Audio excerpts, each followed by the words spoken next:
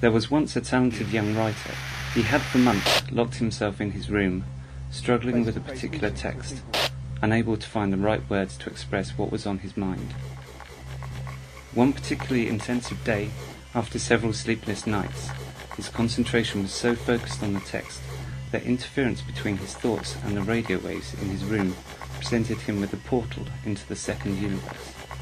But what seemed like a chance encounter was actually instigated by a muse who had felt his presence through the intensity of his frustrations. Her assignment had been to use her body to generate different frequencies that responded to the first universe, and that would then affect its configuration and well-being. And so once he entered the second universe and became comfortable with its laws of physics, the writer and the muse rejoiced. After he went back to the first universe, the writer was ecstatic about his encounter, but already missed the muse's presence. He immediately began thinking of ways he could make her appear in the first universe, so he could see her and therefore always have her close by him. And so he decided to try and capture her essence, and since he was a writer, he did this through writing. But he soon felt like he had not captured her fully, and so when she invited him again, he once again encountered her in the second universe. The only rule the writer had to follow was to keep his eyes closed while in the second universe.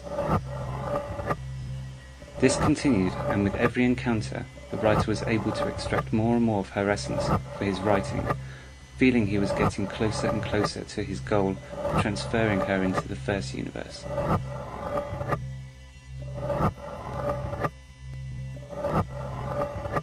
In a fit of passion, he lost what little patience he had left for the slow process to capture her bit by bit. He could no longer resist the curiosity and urge to see her whole form before him, and he opened his eyes. But by doing so, he broke the only rule that he had to follow in the second universe, and discovered before him the lifeless body of the muse. Back in the first universe, the writing that had made the writer so happy, and which he thought was bringing her presence closer to him, now meant nothing to him.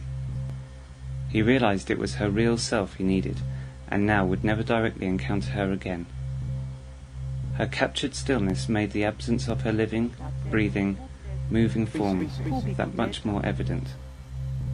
The writer had been cut off from his source of inspiration, and quickly regressed back into his struggling state, trying in vain to express the writing something that he now knew lay outside the scope of the first universe alone.